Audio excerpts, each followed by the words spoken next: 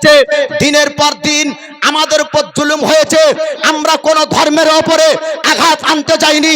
দাড়িওয়ালা মুসলমানের উপরে আপনার হোলির দিনে হোলি ছিটানো হয়েছে। চোখ দিয়ে পানি ঝরার পরে মুসলমান চুপ ছিল, খামোশ ছিল, মুসলমান কিছু বলেনি। দাড়িওয়ালা মুসলমানকে দেখার আপনার দেখে আপনার অনেকজন ব্যক্তি আপনার ইসলামের উপর আঘাত এসেছে, মুসলমান সহ্য করেছিল। এমনকি মুসলিমরা আমার রাসূলের পাককে নিয়ে উম্মুল মুমিনিন আয়েশা সিদ্দিকাকে নিয়ে সিনেমা তৈরি করেছে। তারপরেও মুসলমান চুপ।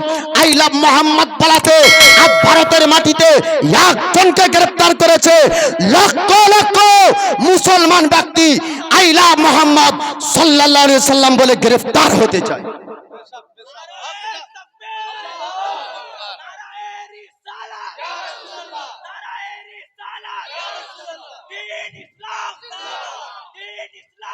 এখনো সময় আছে। আমি প্রত্যেক যুবককে বলবো, সোশ্যাল মিডিয়ায় ফেসবুকের মাধ্যমে, ইউটিউবের মাধ্যমে কমেন্ট বক্সে ঢুকে আই লাভ মোহাম্মদ লিখুন। আপনার কমেন্ট বক্সে ঢুকে আই লাভ মোহাম্মদ লিখুন। লাইভের মাধ্যমে আই লাভ মোহাম্মদের স্লোগান দেন। গ্রামে গঞ্জে, শহরে বাজারে, দোকানে মাকানে, মাদ্রাসাতে, স্কুল কলেজে, সমস্ত জায়গাতে, ভারতের জমিনে যত জায়গাতে মুসলমান আছে তত জায়গাতে স্লোগান হবে।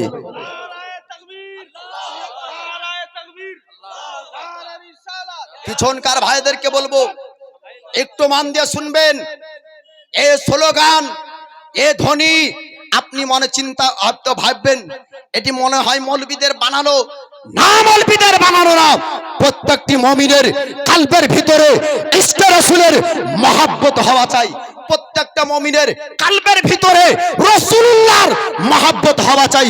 যুবকের জুলুম, যুবকের জজবা, মুসলমানের জোশ যদি এখনো পর্যন্ত ভারতের জমিনে খাড়া হয়, মুসলিমরা এখনো পর্যন্ত ইসলামের উপর আঘাত আনতে কাঁপবে। আজিজানে মোহতারাম, একটু পিছন থেকে ডানে বামে সকলকে বলবো, আই লাভ মোহাম্মদের স্লোগান তাকবীর জোরে জোরে আমার সঙ্গে দিবেন। কে কে রাজি আছেন দু হাত উঠান। কে কে রাজি আছেন দু হাত উঠান। এ হাত উত্তোলন করে আই লাভ মোহাম্মদ শব্দ জোর আওয়াজে আমার থেকে চিৎকার হবে। মাইক লাউড স্পিকারের শক্তি ক্ষমতায় আওয়াজ দ্রুত গতি হচ্ছে। একই সঙ্গে 100 জন জবান করলে তার থেকে জোর আওয়াজ হবে। আই লাভ মোহাম্মদ,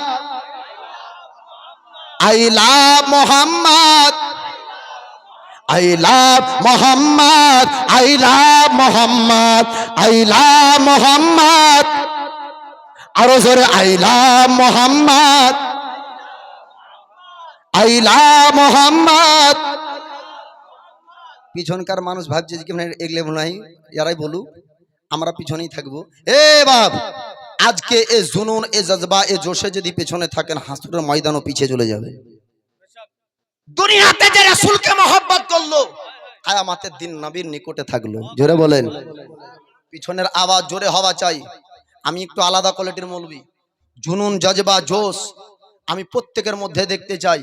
এখানে কোনো অমুসলিম ভাই নাই, মুসলমান ভাই আছেন। আমাদের দিনের নবী, আখরি পয়গম্বর, আল্লাহর মাহবুব, আল্লাহর বন্ধু, আল্লাহর দোস্ত, হাসরের দিনে নামাজ, রোজা, হজ, যাকাত যখন কোনো কাজে আসবে না, আমার রাসূলুল্লাহর মহব্বতের বদৌলতে জান্নাত চলে যাবে। এই পেছনকার মানুষ জোর আওয়াজে তাকবীর লাগাবেন।